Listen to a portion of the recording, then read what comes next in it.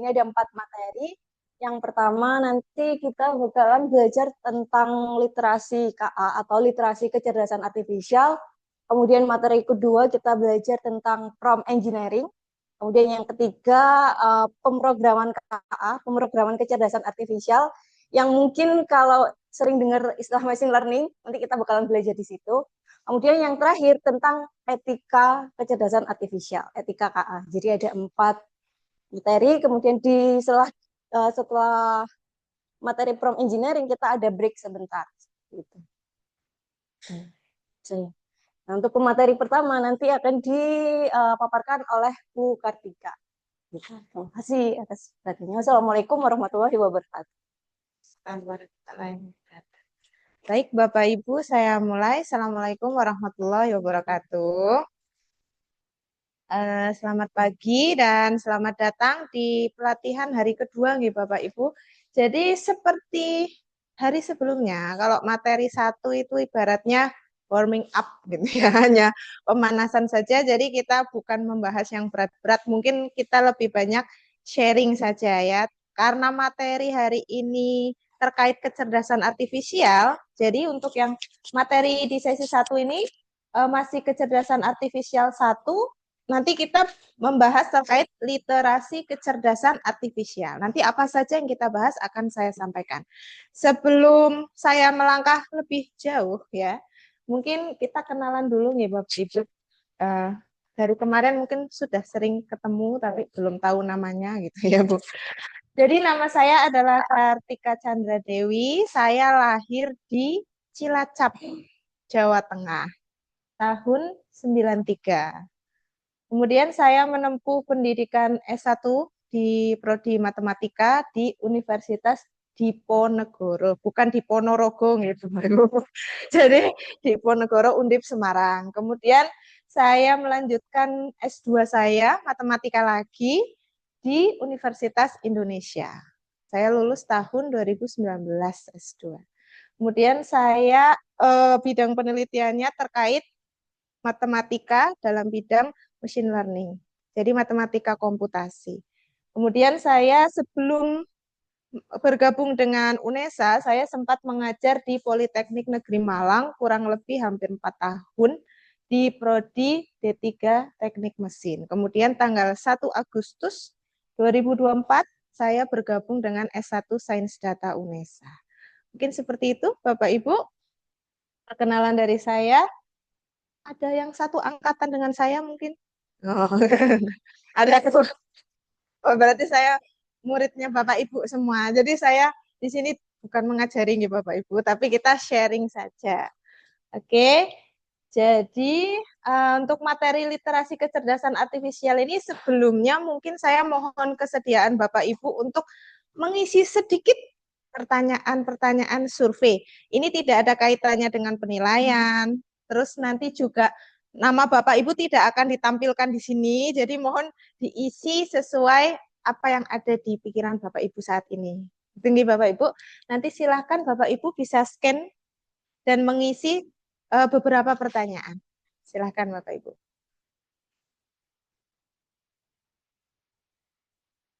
Ada yang terkendala mungkin? Scan.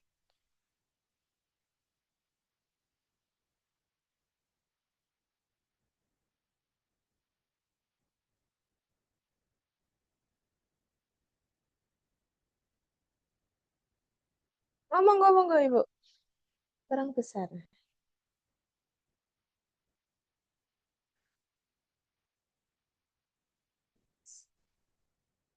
Bisa lihat kamera langsung, biasanya bisa, atau ada fitur scan.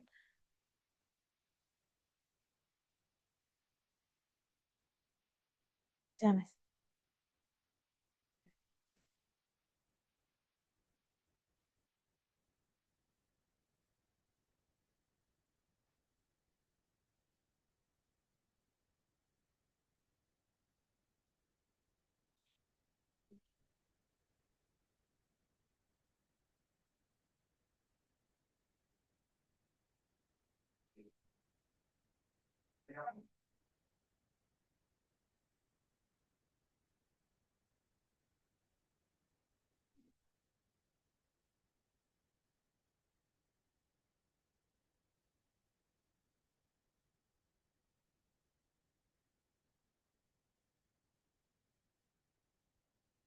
Next question.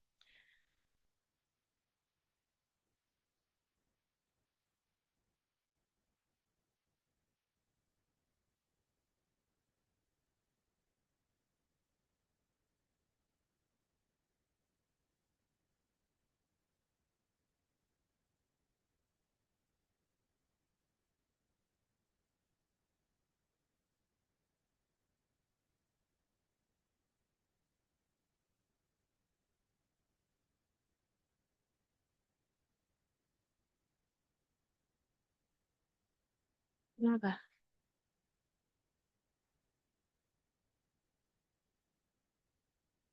Ini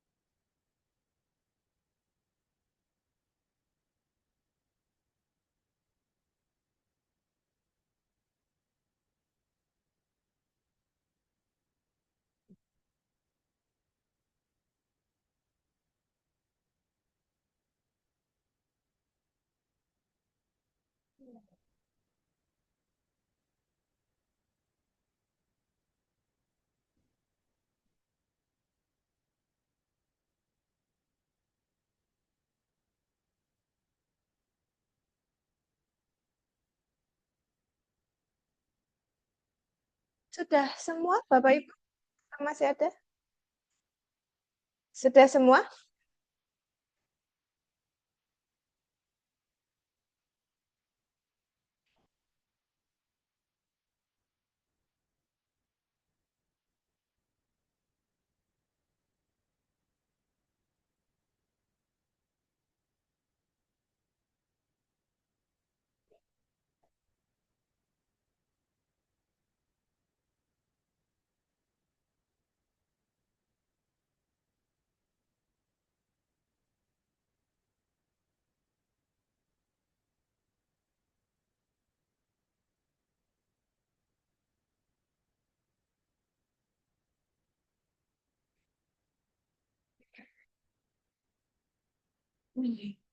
Ada beberapa, Pak. Ada beberapa pertanyaannya. Satu, dua, lima pertanyaan.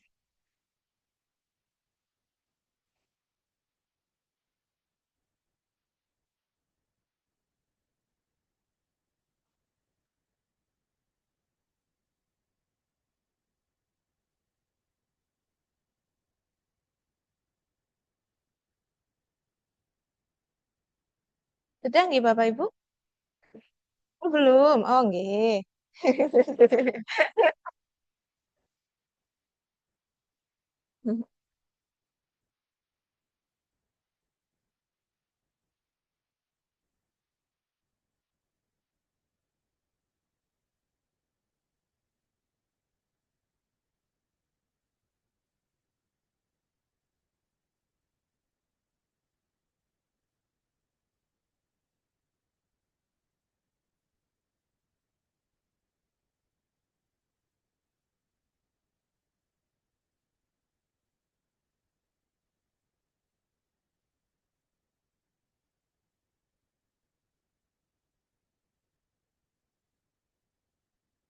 Silakan, Bapak.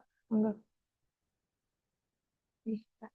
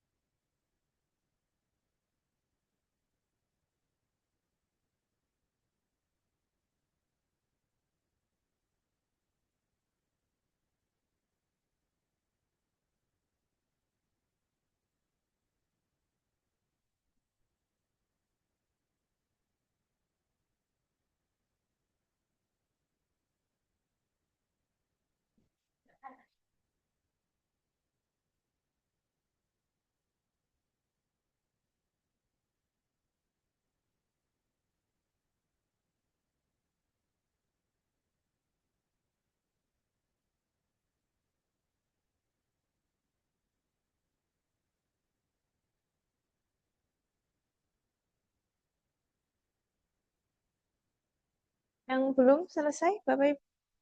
Sudah. Oke.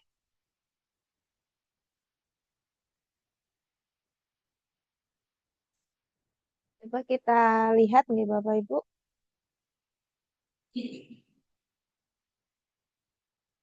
Oke, jadi kuesioner ini saya ingin menangkap bagaimana sih pandangan Bapak Ibu terkait AI ya sebelum kita masuk ke materi AI. Jadi untuk pertanyaan yang pertama adalah apa yang Bapak Ibu ketahui terkait AI? Jadi kalau kita lihat di sini ada yang menjawab bahwa AI merupakan asisten virtual yang mengandung kecerdasan di mana dapat digunakan untuk menyelesaikan permasalahan.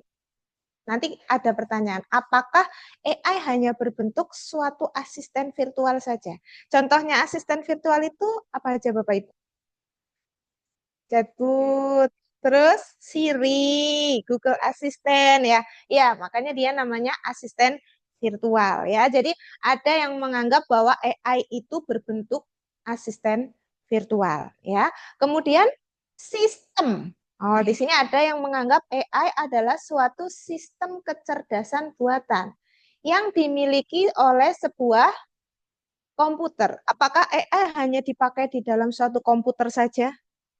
Ah, kita nanti membahas ya. Oke, kemudian jadi ini tidak ada salah, tidak ada benar ya Bapak Ibu. Jadi ini saya hanya ingin menangkap saja. Kemudian menyelesaikan tugas. Dari dua pernyataan ini yang bisa kita tarik garis merahnya apa Bapak Ibu? Jadi tujuannya sama. Ya, untuk menyelesaikan suatu permasalahan atau mengerjakan tugas sesuai dengan perintah. Ini ada lagi kecerdasan teknologi, membuat keputusan dengan berdasarkan data dari internet. Apakah dari internet saja? Belum tentu, ya. Bisa jadi data primer yang kita kumpulkan. Kemudian ini apa? Sistem juga menirukan gaya manusia. Kemudian alat kecerdasan buatan manusia yang bisa beradaptasi dengan baik. Kemudian ini berfokus pada penciptaan sistem yang dapat meniru kemampuan manusia. Ya, sepertinya masih ada lagi di bawah teknologi. Yang ini teknologi, kemudian ada cabang ilmu komputer. Nah, ini unik. Kalau yang lain mendefinisikannya itu suatu barangnya. Bapak Ibu. Jadi ada yang mengartikan Waalaikumsalam, silahkan Ibu. Ada yang mengartikan dia asisten virtual, kemudian kecerdasan yang ada dalam komputer, ya. Tapi di sini ada Bapak Ibu yang menuliskan bahwa AI adalah cabang ilmu komputer. Berarti sama nggak dengan misalkan bidang keilmuan matematika? Kira-kira sama nggak? Kalau definisinya adalah suatu cabang ilmu. Jadi dia adalah teorinya atau ilmunya yang berfokus pada pengembangan sistem. Jadi menurut Bapak Ibu, ini dia merupakan cabang ilmu komputer yang berfokus pada pengembangan sistem yang dapat meniru kecerdasan manusia. Yang cerdas itu hanya manusia saja atau enggak Bapak Ibu? Enggak ya. Tapi secara penelitian makhluk yang paling cerdas adalah manusia ya. Jadi dibawa ke level yang paling tinggi seperti itu ya. Kemudian ini juga ada bidang dalam ilmu komputer, fokus pada penciptaan sistem yang meniru kemampuan manusia dan seterusnya ya. Kemudian seberapa sering Anda menggunakan AI? Sering paling banyak ya. Jadi yang paling banyak adalah sering. Yang sangat sering ini biasanya oh, untuk apa Pak? Untuk oh, jadi sangat oh oke ya. Jadi eh hampir sebagian besar ini sering ya. Tapi tidak ada yang tidak pernah. Jadi Bapak Ibu menyadari ya, tidak pernah menggunakan AI meskipun tidak dalam hal yang berat, misalkan memprediksi data atau apa itu enggak ya. Tapi paling tidak Anda pernah menggunakan AI gitu ya. Kemudian contoh AI yang paling banyak ini yang tulisan paling besar muncul artinya yang paling banyak diketik ya. Berarti yang paling sering dipakai adalah Chat GPT. Iya Bapak Ibu. Biasanya pakai Chat GPT. Tidak apa-apa, nggak masalah. Ya, kalau untuk membuat suatu kerangka aja nggak masalah, tapi ide dasarnya, originalitasnya tetap dari kita sebagai user. Gitu ya. Kemudian ada apakah Google Map? Kemudian Google Lens, Rekom Netflix ini maksudnya gimana Bapak Ibu? Apakah rekomendasi maksudnya ya? Jadi ketika kita ngetik misalkan genre filmnya nanti keluar rekomendasi jenis-jenis ya berdasarkan iya sistem rekomendasi ya. Jadi salah satunya ada di platform Netflix ya. Jadi, kalau dipelajari namanya sistem rekomendasi nanti. Kemudian di sini ada yang menulis Jupiter. Ini apa ini? Sport atau spot? Mungkin mungkin Spotify. Mungkin, mungkin Spotify. Spot. Spotify. Kemudian ada yang aplikasi komputer, alat-alat medis, face swapper, Canva, Google Assistant tadi sempat kita bahas ya. Oke, jadi ini beberapa AI yang pernah Bapak Ibu gunakan ya. Kemudian menurut Bapak Ibu apakah AI ini merupakan hal yang penting untuk hadir dalam kehidupan manusia? Jawabannya adalah yang paling banyak penting. Tapi ada juga yang menjawab sangat penting. Ya, antara penting dengan sangat penting. Ini selisihnya juga tidak terlalu signifikan, tidak terlalu banyak, ya. Kemudian menurut Bapak Ibu satu kata yang mewakili AI. Kalau ini dua kata nih Bapak Ibu. Kecerdasan buatan, oke. Membantu pekerjaan ini pertanyaannya satu kata, enggak apa-apa ya. Membantu pekerjaan. Terus ini learning atau pembelajar. Boleh katanya. Boleh ya. Boleh, maksudnya boleh digunakan gitu ya Bapak Ibu. Boleh. Mudah. Mudah itu memudahkan atau mudah digunakan? Mudah digunakan. Canggih, cerdas. Nah, ini malah tiga kata. Cepat dan tepat. Apakah selalu tepat? Nah, kenapa tidak selalu tepat? Ya, bisa jadi ada yang namanya bias. Ya, bias. Jadi ada bias. Oke, kemudian tapi kalau cepat ya harusnya cepat ya. Biasanya ketika sistem sudah di launching dia akan bekerja memudahkan kita. Salah satunya dengan kecepatannya ya. Kemudian wah ini amazing katanya. Amazing. Membantu sekali, excellent membantu. Ah, jadi kalau kita lihat paling banyak muncul adalah membantu ya, membantu pekerjaan manusia. Ya, mungkin kalau bisa ini bisa dilanjutkan secara cepat, canggih, mudah, cerdas ya, dengan cara dia bisa menjadi suatu pembelajar ya, pembelajar. Oke.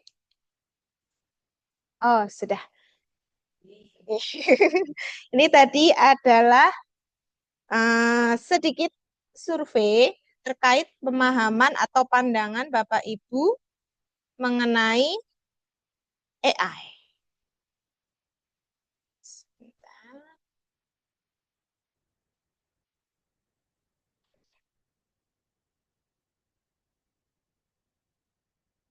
Oke,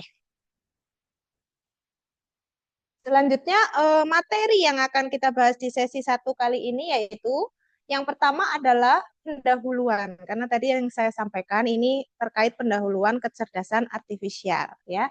Pendahuluannya ini akan mencakup terkait perkembangan dari kecerdasan artifisial. Ada juga yang menuliskan translate dari AI adalah kecerdasan buatan ya, karena itu masih serapan ya Bapak Ibu. Jadi tidak ada yang salah gitu ya. Tapi di sini kesepakatannya kita menggunakan kecerdasan artifisial gitu nggih. Kemudian definisi kecerdasan artifisial baik menurut ahli maupun secara umum. Kemudian terkait ini intinya yaitu literasi kecerdasan artifisial, mencakup literasi digital dan literasi kecerdasan artifisial. Silakan. Ya, nih monggo. Nah, Bapak Ibu sering membaca berita-berita online? Sering. Nah, contohnya, ini ada artikel berita yang memberitakan bahwa robot sebagai recruiters. Ya, jadi sudah banyak perusahaan yang memanfaatkan AI untuk merekrut atau meng-hire karyawan. Ya, jadi hanya dimasukkan data-data dari calon karyawan tersebut, nanti yang memutuskan adalah sistemnya.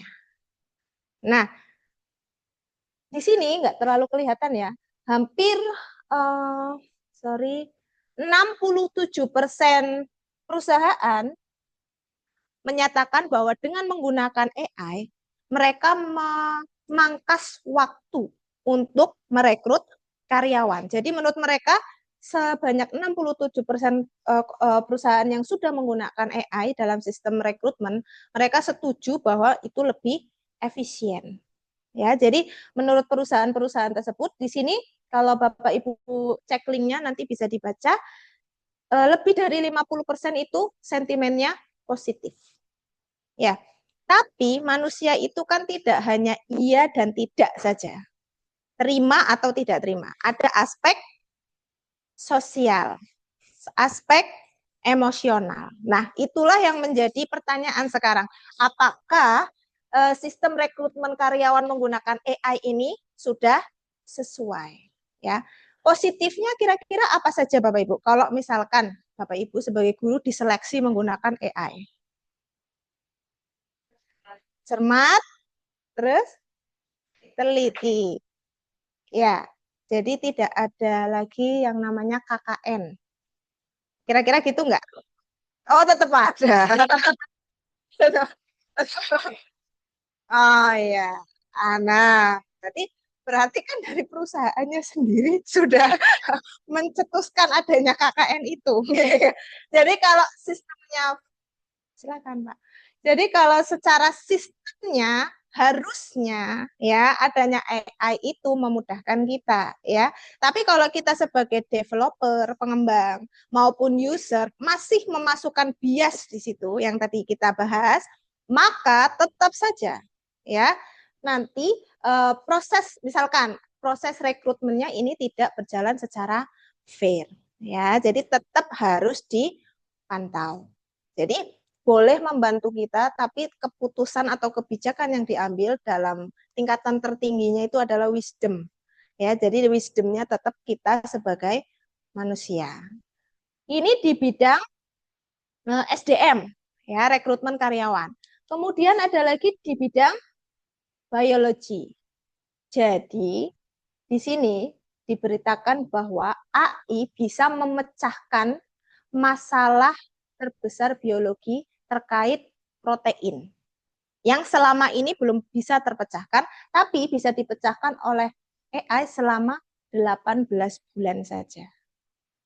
Ya, jadi tidak hanya di bidang SDM tadi, di bidang biologi yang nantinya keterkaitannya dengan bidang kesehatan ya, itu juga sudah dimasuki oleh AI. Positifnya adalah dengan terpecahkannya kasus ini atau problem ini, maka perkembangan dari ilmu pengetahuan yang kaitannya dengan perkembangan obat-obatan ya yang nantinya akan membantu kesehatan itu juga semakin cepat ya. Jadi yang sebelumnya belum bisa dibuat obatnya, contohnya kanker, Bapak Ibu sudah tahu kalau sudah ada obat untuk kanker ya, tapi belum di semua negara. Tapi ilmuwan sudah menemukan bagaimana cara mengobati kanker. Bahkan HIV ya, terakhir kemarin saya baca beritanya itu sudah mulai HIV. Ya, jadi dengan memanfaatkan ini positifnya itu tadi ya. Kemudian ini bidang biologi, science. Di sini ada yang lagi booming gitu Bapak Ibu. Mungkin sosial media. Bapak Ibu memakai sosial media. Explore-nya isinya siapa Bapak Ibu? Kalau saya isinya Timothy Ronald. Pirsa Bapak Ibu. Ya. Nah, itu yang lagi viral nih Bapak Ibu. Jadi explore saya walaupun saya nggak searching tapi explore saya isinya itu. Mungkin teman-teman saya nontonnya itu jadi masuk di rekomendasi Instagram saya ya. Jadi terkait uh, investasi ya. Jadi Timothy Ronald itu salah satu contohnya adalah orang yang bergerak di bidang investasi tadi ya. Jadi di Bitcoin. Nah, hal-hal seperti itu dulunya dikerjakan oleh analisis konsultan ya. Tapi sekarang dengan adanya AI, kalau kita punya data yang baik kriterianya apa saja, mungkin nanti akan dibahas di materi selanjutnya. Nah, maka kita dapat dengan cepat ya memprediksi pergerakan misalkan Bitcoin, saham ya terkait hal-hal investasi ini tadi, strategi untuk berinvestasi. Seperti itu nih Bapak Ibu. Ini hanya 3 sektor saja ya. Sektor yang lain terutama pendidikan tentu sangat terpengaruh oleh AI. Kalau Bapak Ibu merasa murid-murid Bapak Ibu apakah pengalaman Bapak Ibu kan jauh lebih banyak dari saya nggih. Apakah naik grafiknya atau malah turun kemampuannya? Turun. Semuanya mengalami penurunan. Nggih Bapak Ibu. Jadi itu salah satu efek yang sebaiknya kita hindari ya. Oke, jadi kita boleh memanfaatkan tapi bagaimana sih caranya kita memanfaatkan AI ini? Itu nggih. Nah, ini juga salah satu efek dari perkembangan AI yang sangat pesat. Jadi, proyeksi ini dilakukan pada tahun 2020 di World Economic Forum ya. Pada tahun 2020, World Economic Forum ini memprediksi bahwa di tahun ini ya sekarang tahun 2025 akan terjadi kenaikan sebesar 97 juta profesi Ya, 97 juta profesi di bidang apa saja? Yang pertama adalah data analis atau data scientist. Ya. Kemudian di sini disebutkan 10 ya. Ada AI and machine learning specialist, big data, ya, digital marketing, proses otomasi. Proses otomasi contohnya sudah terasa di bidang apa Bapak Ibu? Manufaktur. Ya, manufaktur. Jadi, Waalaikumsalam, silakan. Jadi sudah banyak perusahaan manufaktur yang menggunakan robot, ya, sistem otomasi. Nah, efeknya kalau ada yang naik, ada juga yang turun, ya. Contohnya adalah orang bagian menginput data admin-admin biasanya. Ya, jadi itu sudah bisa dilakukan secara otomasi, ya. Kemudian ada bagian administratif, akuntansi atau akuntan, auditor. Ya, jadi lebih cepat menggunakan sistem rekomendasi dari AI dibandingkan menggunakan akuntan atau auditor. Ya, jadi ini selain kenaikan tadi terjadi juga 85 juta penurunan untuk bidang-bidang sebagai berikut. Kurang lebih ada 10 bidang ya, termasuk mekanik ya, bagian mesin. Ya, ini juga sudah banyak digantikan. Oke. Nah, tadi kan Bapak Ibu sudah mengutarakan pendapatnya terkait apa sih itu AI? Pertanyaan pertama gitu, kalau tidak salah ya. Ada yang bilang sistem cerdas, cabang ilmu, dan seterusnya. Nah, ini adalah beberapa definisi terkait kecerdasan artifisial dari para ahli. Yang pertama dari Kaplan dan Heinlein mendefinisikan KA sebagai kemampuan dari suatu sistem yang secara akurat dapat menginterpretasikan data, belajar dari data yang sudah ada, dan menerapkan pembelajaran tersebut untuk mencapai suatu tujuan, yaitu menyelesaikan tugas. Kalau dari sini, dengan dari apa yang saya baca tadi jawaban Bapak Ibu, ini sejalan. Nggih. Jadi ada sistem yang dapat menginterpretasikan data, kemudian belajar dari data itu, kemudian proses pembelajarannya diterapkan sehingga dia dapat mencapai tujuan yaitu untuk menyelesaikan tugas. Kemudian yang kedua adalah bidang kajian. Ya, artinya sesuatu yang dipelajari dan dikaji, yang fokusnya adalah pada sintesis dan analisis terkait agen komputasional. Agen komputasional yang dapat bertindak dengan cara cerdas.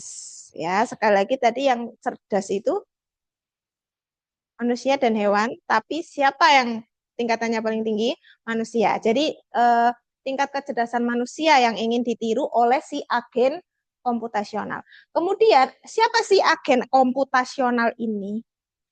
Kalau menurut Russell dan Norvig, AA merupakan studi ya atau ilmu tentang agen cerdas.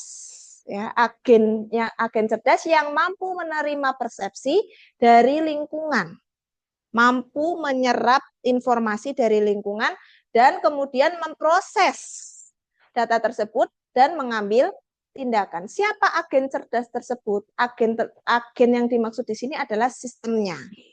Sistem yang ada di dalam lingkup pembicaraan studinya ya. Jadi agen tersebut nantinya dapat melakukan proses-proses seperti yang dilakukan oleh manusia. Contohnya berpikir seperti manusia, bertindak seperti manusia. Berpikir kalau manusia cara berpikirnya kan harusnya rasional nih Bapak Ibu atau masuk akal. Kemudian juga bertindak secara rasional. Tapi baru seperti ya. Jadi belum 100% dapat mengadaptasi proses berpikir manusia, tapi diharapkan mendekati ya, semakin mendekati bagaimana cara manusia berpikir, bertindak dan juga rasional. Seperti itu. Nah, pendekatan yang ketiga inilah yang paling banyak digunakan sekarang. Jadi tujuannya adalah menciptakan si agen cerdas ini tadi. Dari ketiga pengertian ini, kalau secara umum bisa ditarik kesimpulan bahwa kecerdasan artifisial itu apa? Cabang dari ilmu komputer. Jadi AI itu bukan bendanya, Bapak Ibu, tapi ilmu. Ilmu yang digunakan atau berusaha untuk mengembangkan sistem si agen cerdas tadi. Mengembangkan sistem yang dapat melaksanakan tugas yang umumnya harusnya memerlukan kecerdasan manusia. Contohnya pengambilan putusan. Kalau mengambil keputusan kan kita mikirnya kompleks gitu Bapak Ibu. Nah, itu diadaptasi ke sistem yang nantinya disebut sebagai agen cerdas. Nah, AI itu ilmu yang mengembangkan sistem tersebut. Seperti itu. Jadi, ilmu yang mempelajari sistem agen cerdas tersebut sehingga nanti diharapkan mampu melakukan tugas-tugas yang tadinya memerlukan kecerdasan manusia seperti contohnya pengenalan pola, pengambilan keputusan dan juga pemrosesan bahasa. Seperti itu. Sampai sini mungkin ada yang mau didiskusikan dulu Bapak Ibu atau mungkin menyanggah pengertian ini atau punya pendapat lain mungkin atau semuanya sepakat sama semuanya. Sama. Sama tidak ada suara. Pendapat lain juga tidak ada suara. Gimana ini? Nggih. Oh, nggih.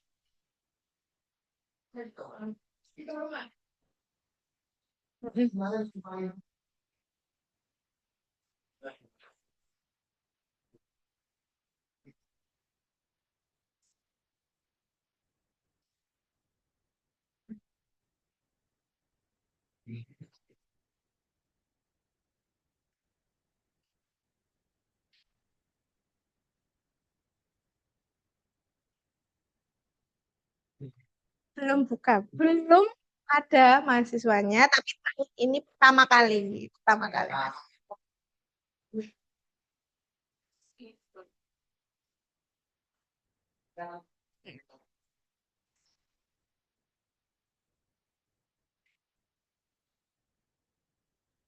Ya, menurun.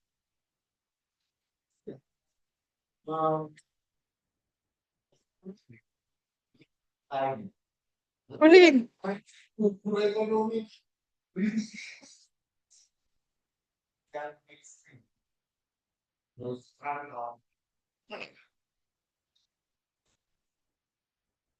Oke.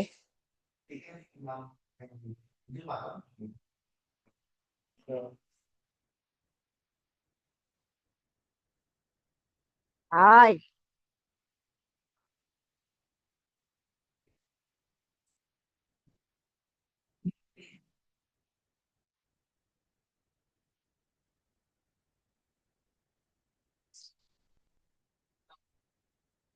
Oke.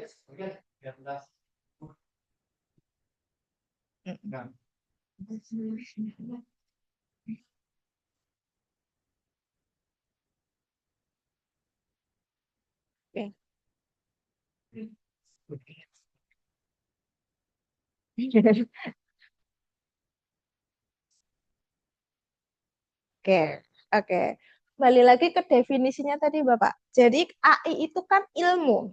Ilmu yang mengembangkan terkait agen cerdas tadi. Jadi ketika kita belajar tentang AI, artinya kita belajar bagaimana mengembangkan si AI-nya itu. Caranya bagaimana? Kalau kita hanya menggunakan, kita tahu nggak seluk-beluknya yang di dalam. Bagaimana dia bekerja? Apa sih yang harus, misalkan kita punya tujuan di sini. Gimana sih cara saya mencapai tujuan ini? Apa sih yang saya butuhkan? Misalkan data. Data seperti apa sih yang kita pakai sehingga tujuan ini bisa tercapai? Itu harus dipelajari nggak, Bapak? Iya kan? Nah, salah satunya itu yang kita pelajari. Jadi mengembangkan. Nah, berkaca dari pengalaman di sains data, Bapak, jadi kan ada juga irisannya gitu antara sains data dengan KA. Jadi mahasiswa nanti selama proses kuliah itu akan diberikan project. Projectnya seperti apakah harus robot, apakah harus mobil pintar, itu tidak harus seperti itu. Tapi dari hal-hal kecil dulu, misalkan cleaning data, membersihkan data itu bagaimana caranya, dan seterusnya. Nanti ujung-ujungnya di semester akhir adalah mereka membuat apa sih yang menjadi usulan mereka di skripsi itu tadi. Jadi produknya itu dibangun dari semester bawah, dari proyek-proyek yang sedang dibahas seperti itu. Kalau misal iya, jadi pengembangannya tidak dalam bentuk produk yang kasat mata saja seperti itu, tidak. Tapi kalau misalkan dalam bentuk produk pun tidak apa-apa, Bapak. Jadi yang penting kan mengadaptasi ilmu ini tadi. Seperti itu. Jadi banyak proyek-proyek mahasiswa yang sudah menang lomba. Salah satunya kemarin ada di Senada, Sains Data menjadi best paper. Ya, jadi proyek tentang pengolahan citra digital. Ada mata kuliahnya. Ya, jadi seperti itu Bapak. Jadi ilmu-ilmu yang mendukung AI itu akan dipelajari di sini. Seperti itu. Misalkan bagaimana mengolah citra, bagaimana mengolah sinyal. Nah, itu semua akan dipelajari. Yang nantinya bisa mahasiswa pakai untuk mengerjakan produk yang mereka inginkan, baik hardware maupun software. Seperti itu. Ya. Ada lagi, Bapak Ibu? Enggak apa-apa, kita diskusi saja. Sekalian saya promosi. Gitu ya, Pak? Iya, iya, Pak. Jadi gitu, pokoknya keren gitu. Ayo ke sini gitu. Iya, sip, Pak. Oke. Oke. Terima kasih Pak atas pertanyaannya. Oke, bisa saya lanjutkan. Jadi nanti kita sepakat ya bahwa AI merupakan cabang dari ilmu komputer. Jadi ilmunya, ya ilmunya. Kemudian untuk mengembangkan sistem tadi tentu erat kaitannya dengan penciptaan yang namanya algoritma. Ya Bapak Ibu pasti sudah nggak asing dengan algoritma, model seperti itu ya. Mungkin kalau siswa di tingkat dasar atau menengah belum terlalu familiar, tapi kalau Bapak Ibu saya rasa sudah ya. Terkait algoritma, model, nah inilah yang nanti akan dipelajari dan juga dikembangkan dalam proses kecerdasan artifisial. Gitu nggih Bapak Ibu? Selanjutnya tadi karena begitu kompleks tugas yang dikerjakan oleh AI. Jadi dia bukan ilmu yang berdiri sendiri, tapi ilmu yang didasari oleh beberapa bidang. Salah satunya adalah filsafat, di mana kait filsafat ini apa? Menghubungkan antara pikiran dengan dunia nyata, merenungkan itu kan yang dilakukan oleh manusia, ya. Kemudian ada matematika, algoritma biasanya ada hitung-hitungannya nggak Bapak Ibu? Ada, satu tambah satu aja ada ya, ininya ya, sintaksnya dan lain-lain. Matematika, statistik, nah itu sangat berperan penting dalam sains data maupun kecerdasan artifisial. Kemudian ekonomi, prinsip ekonomi. Nah, ini adalah salah satu yang paling penting yaitu neuroscience atau ilmu yang mempelajari bagaimana cara kerja otak. Sayangnya sampai saat ini belum ada bidang keilmuan yang secara penuh atau 100% bisa mengcover atau bisa menjelaskan bagaimana otak manusia itu bekerja. Jadi belum ada. Ya, jadi masih mendekati tadi, seperti mendekati, hanya di bawah mendekati. Tapi diharapkan agar terus berkembang untuk mencapai kemiripan yang tinggi gitu nih Bapak Ibu. Kemudian ada ilmu psikologi, rekayasa komputer, teori kendali, ilmu bahasa. Jadi erat kaitannya dengan linguistik. Bapak Ibu kalau memakai ChatGPT yang dimasukkan prompt. Ya, prompt itulah yang akan diproses ya. Jadi linguistik juga berperan penting. Ada mata kuliah pemrosesan teks. Nah, di sini ada desain data, pemrosesan teks. Nah, itu akan mempelajari jadi satu mata kuliah sendiri. Seperti itu nih Bapak Ibu. Jadi akan dipelajari mungkin tidak sedalam ketika kita belajar S2, S3, tapi paling tidak tahu terkait dasar-dasarnya. Seperti itu. Nah, oke. Bapak Ibu pernah membaca, mendengar atau mempelajari tentang literasi digital? Nah, pernah. Kira-kira kalau menurut Bapak Ibu literasi digital itu apa?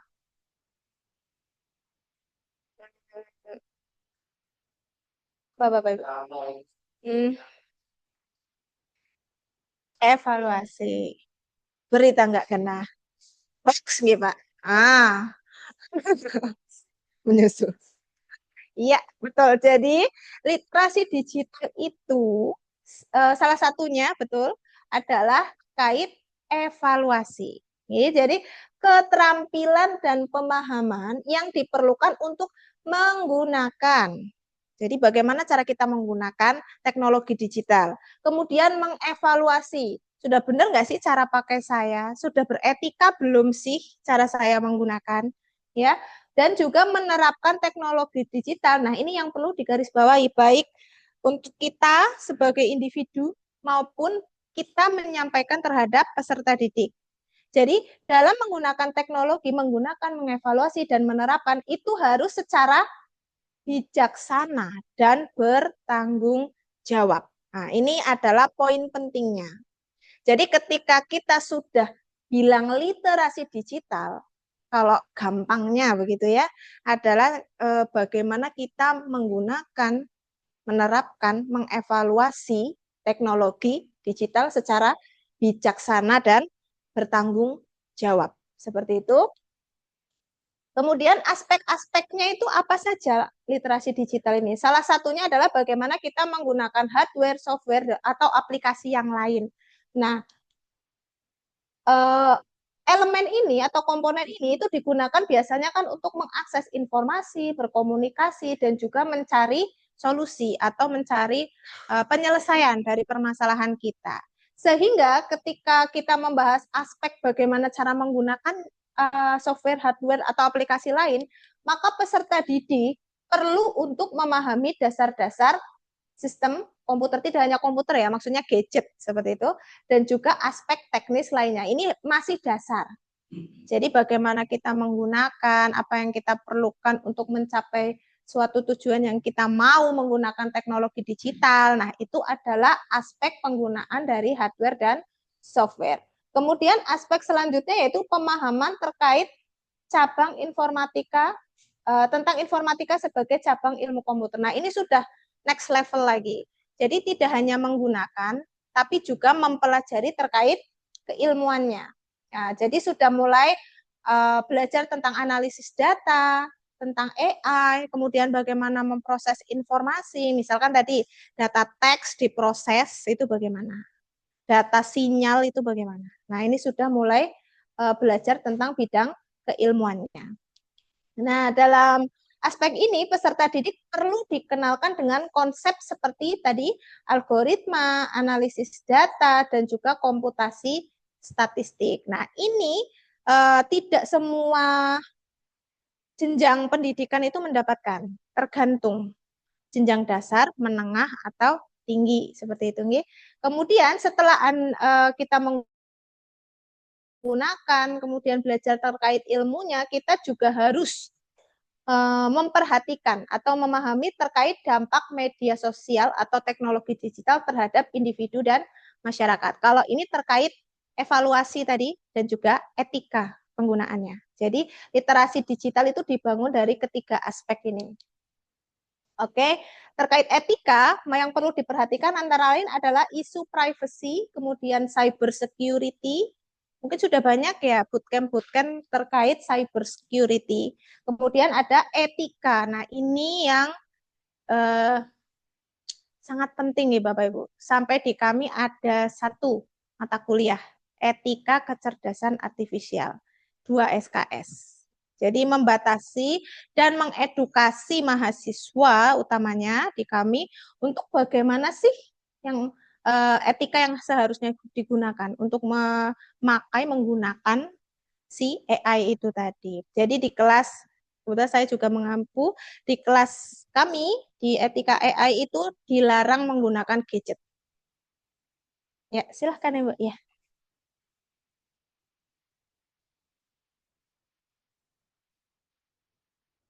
Jadi selama proses kuliah etika itu tidak ada gadget yang dibuka. Jadi kami pure mengistirahatkan mahasiswa dari LLM dan lain-lain. Ya, jadi eh, prosesnya adalah diskusi. Jadi kami berikan kasus video atau apa mereka menganalisis tanpa tanya chatbot sama sekali. Nah, itu salah satu bentuk dari usaha kami untuk memberikan etika terkait penggunaan teknologi digital.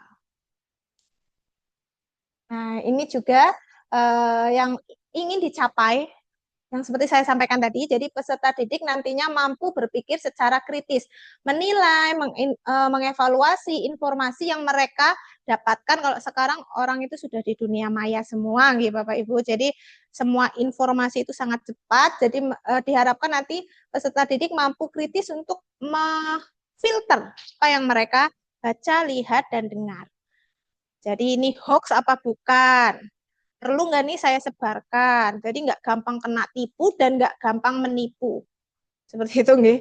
Jadi perlu untuk diedukasi. Nanti Bapak Ibu juga bertugas sebagai agen pembelajaran mengedukasi peserta didik Bapak Ibu nih.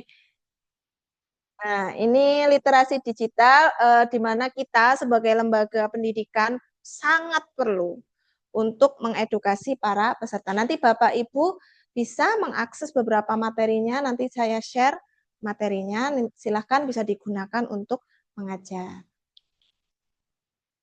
Selanjutnya literasi kecerdasan artifisial. Kalau tadi literasi digital, kalau literasi kecerdasan artifisial ini konteksnya apa?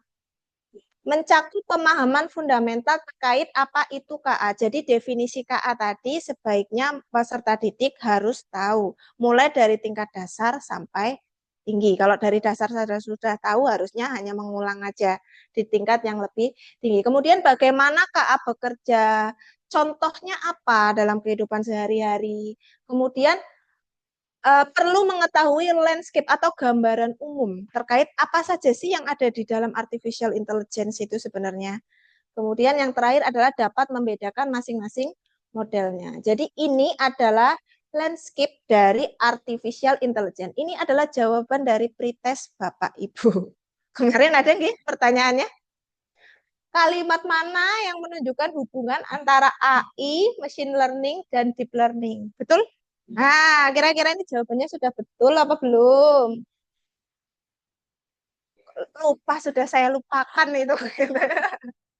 Ya, jadi yang benar adalah machine learning dan deep learning adalah kalau di matematika subset, himpunan bagian atau subkategori dari AI. Ya, jadi yang lingkupnya paling luas adalah AI dalam konteks gambaran umumnya AI ya. Jadi AI dibangun oleh machine learning. Kemudian deep learning adalah subkategori dari machine learning. Di dalamnya lagi ada yang namanya generative AI. Contohnya apa Bapak Ibu? Generative AI?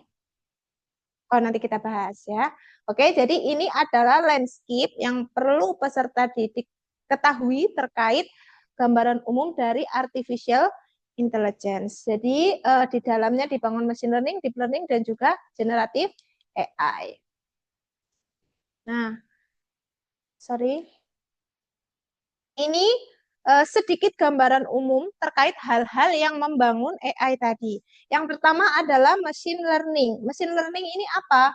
Bagian atau subkategori dari kecerdasan artifisial yang merujuk pada sistem di mana dia dapat melakukan proses pembelajaran secara mandiri. Contoh gampangnya adalah kita punya data, kita masukkan ke machine learning. Machine learning itu isinya ada model, algoritma, dan lain-lain. Kemudian dia akan memproses sesuai algoritma yang kita pakai, yang kita kehendaki, yang sesuai dengan data tersebut, yang nantinya dia akan belajar dan dapat memprediksi. Nah, kira-kira kalau saya punya data seperti ini, hasilnya apa? Nah, itu dipelajari di machine learning. Di sains data ada dua, pembelajaran mesin dasar PMD dan pembelajaran mesin lanjut. Jadi dua kali dipelajari karena konteksnya ini sangat luas. Kalau Anda berpikir ini sangat komputasi, sebenarnya enggak juga karena justru akan banyak matematikanya di sini. Ya, jadi kita menganalisis bagaimana algoritma tersebut bekerja. Kemudian ada deep learning. Deep learning berarti subset dari machine learning ya. Deep learning ini apa? Kategori dari machine learning yang berbasis pada jaringan saraf buatan. Jadi ini adalah pengembangan dari yang namanya neural network. Mungkin Bapak Ibu pernah mendengar jaringan saraf tiroal. Kalau neural network ini masuknya di machine learning, salah satu model machine learning. Jadi ada beberapa layer. Kalau neural network itu hanya 1 sampai 2 hidden layer. Tapi kalau deep learning itu lebih dari 3 hidden layer. Jadi lebih kompleks lagi nanti prosesnya. Dan datanya biasanya lebih besar dibandingkan yang digunakan di neural network ya. Nah, deep learning ini dipakai untuk apa? Biasanya untuk gambar, video, suara, dan seterusnya yang belum bisa diproses oleh algoritma yang di atasnya. Seperti itu. Kemudian ada tadi generatif AI. Ini di dalamnya lagi, subkategorinya lagi. Subkategori dari deep learning yang dapat menghasilkan konten baru berdasarkan data inputnya. Jadi ketika kita inputnya teks, outputnya bisa jadi teks juga dalam bentuk yang lebih panjang misalkan, atau code, atau gambar, atau musik, atau video. Contohnya ngeprom. Anda ngeprom, habis itu buatkan saya gambar pemandangan yang paling indah misalkan. Keluarlah gambar outputnya. Nah itu masuk di Gen AI. Seperti itu nih Bapak Ibu. Ini adalah sedikit gambaran umum terkait landscape dari kecerdasan artifisial. Nanti ini akan dibahas lebih lanjut di kecerdasan artifisial 3 mungkin Bapak Ibu ya. Nah, ini adalah apa saja yang perlu dipelajari oleh peserta didik di tingkat dasar. Kalau tingkat dasar peserta didik ini hanya diharapkan mampu untuk memahami definisi dari AI, kemudian penggunaan AI sehari-hari. Contohnya tadi asisten virtual. Oh, ternyata asisten virtual itu adalah suatu AI. AI itu apa sih? Nah, hanya sebatas itu saja. Tujuannya adalah untuk menumbuhkan rasa ingin tahu dan juga pemahaman dasar terkait AI. Ini untuk yang tingkat dasar. Nah, posisi Bapak Ibu adalah di sini. Tingkat menengah. Jadi untuk tingkat menengah, peserta didik diberikan literasi KA yang nantinya dapat membangun fondasi dasar dan juga memperkenalkan konsep serta etika yang lebih kompleks. Jadi tidak hanya mengerti apa itu KA, tapi juga tadi landscape-nya, konsepnya, dan juga etikanya ditambah di situ. Nanti juga Bapak Ibu akan belajar terkait etika KA. Nah, nanti mulai dikenalkan dengan apa itu machine learning. Machine learning itu ada supervised learning, unsupervised, dan juga reinforced learning. Itu apa sih? Gambaran umumnya seperti apa sih? Nah, itu dipelajari di tingkat menengah. Kemudian tujuannya adalah apa? Untuk menumbuhkan kemampuan berpikir kritis dan memungkinkan peserta didik terlibat secara bijaksana dengan bidang KA. Contohnya seperti SMA, itu kan sudah mau kuliah nih Bapak Ibu. Nah, ketika dia paham, apa sih itu KA? Saya ini mau ngapain sih kalau misalkan saya mau bergerak di bidang development KA. Nah, itu dibangun dari tingkat menengah. Jadi tidak ada istilah yang namanya masuk kuliah salah jurusan gitu loh Bapak Ibu. Jangan sampai itu terulang terus-menerus gitu ya. Sudah sampai sini kok ngelamun mahasiswa. Kenapa? Sepertinya saya salah alam, Bu. Aduh, ya. Jadi jangan Bapak Ibu. Jadi saya sekali. Bapak Ibu, tolong tolong diberikan terkait literasi-literasi seperti ini agar kita juga bisa membantu peserta didik untuk mencapai cita-cita yang oh ini loh dunia yang aku pengen. Nah, seperti itu. Jadi jangan sampai di kampus itu malah ngelamun. Waduh, saya kok pengen menyerah, Bu. Aduh, kalau sudah dengar seperti itu tuh saya, aduh kasihan. Tapi tidak bisa dipaksakan, Bapak Ibu. Apalagi kalau sudah saya loh sih, aduh, ya sudah nggak bisa didebat itu, sudah mengalah saja gitu ya. Oke, jadi saya harapkan nanti Bapak Ibu di instansi masing-masing bisa mengenalkan lebih terkait dengan kecerdasan artifisial. Mungkin nanti di training-training atau pelatihan-pelatihan selanjutnya akan dibahas lebih detail. Seperti itu nih Bapak Ibu. Mungkin saya cukupkan. Terima kasih Bapak Ibu atas partisipasinya di sesi satu ini. Mohon maaf jika ada kesalahan dari saya.